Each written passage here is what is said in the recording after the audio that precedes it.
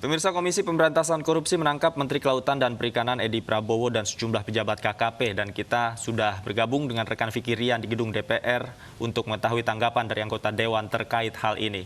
Vicky, apa tanggapan dari anggota DPR terkait penangkapan Menteri Edi Prabowo, Vicky?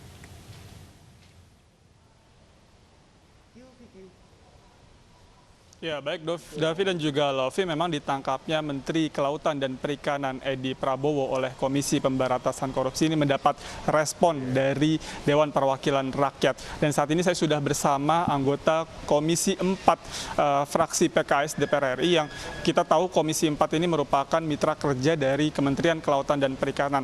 Ada Bapak Daniel Johan di sini. Selamat siang, Pak Johan Rosihan. Ya, Johan Rosihan. Ya. Pak Johan Rosihan, kita tahu dini hari tadi Pak Edi Prabowo yang menjadi mitra Komisi 4 ini ditangkap oleh KPK. Bagaimana Komisi 4 merespon penangkapan ini, Pak?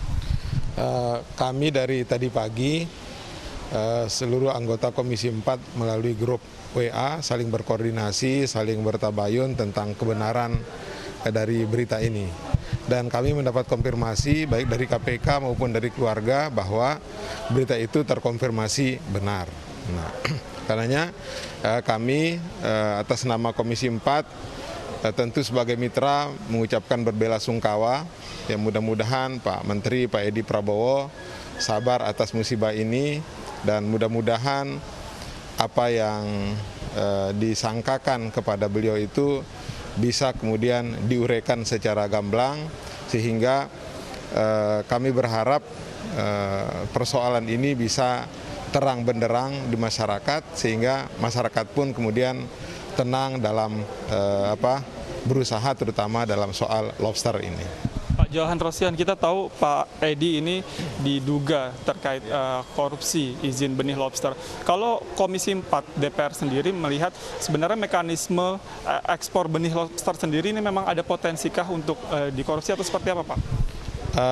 Kami sejak November-Desember 2019, bahkan di awal 2020 sudah beberapa kali melakukan baik rapat kerja maupun rapat dengar pendapat dengan Kementerian Kelautan Perikanan.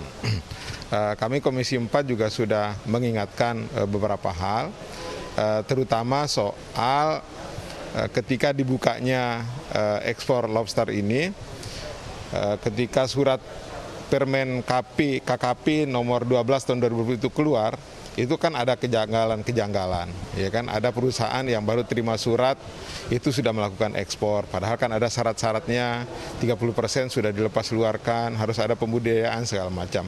Dan itu kita langsung respon kemudian sebagai mitra, kemudian kita memberikan masukan-masukan. Demikian juga soal menurut kami itu pemberian izin. Ya, awalnya dari 9 perusahaan, kemudian menjadi 26, terus terakhir sebelum mundur Pak Dirjen tangkap itu sudah tanda tangan izin itu 60. Ya. Banyaknya izin ini tentu dia berpotensi untuk kemudian disalahgunakan. Nah, karenanya dalam konteks penangkapan Pak Edi ini saya berharap dengan kejadian ini kita pada ujungnya nanti bisa membuat penataan regulasi agar pemanfaatan sumber daya alam karunia yang diberikan Allah kepada kita ini kemudian tidak disalahgunakan untuk kepentingan segelintir orang atau kepentingan kelompok-kelompok tertentu. Tapi kita tahu kebijakan pembukaan keran ekspor benih lobster ini kan baru dilakukan Menteri Edi, sementara di periode sebelumnya oleh Ibu Susi ini sempat ditutup. Kalau Komisi 4, khususnya Bapak dari fraksi PKS, kebijakan membuka keran ekspor benih lobster ini menguntungkan nggak sih Pak bagi para nelayan khususnya? Khusus untuk ekspor ini kan diskusinya panjang kemarin itu. Kalau misalnya dia ditutup, maka kemudian diselundupkan. Kemudian dikeluarkanlah pemberian izin ini.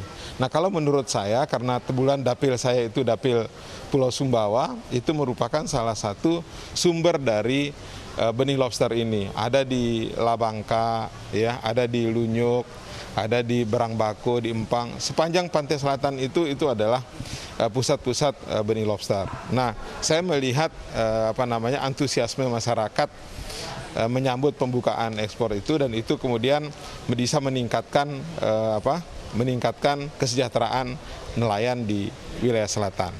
Nah, bahkan saya pernah melihat itu pergeseran dari petani nanam jagung, itu kemudian dengan dibukanya ekspor ini, kemudian mereka menjadi petani penangkap lobster itu. Ini kan sebuah awal yang baik sebenarnya.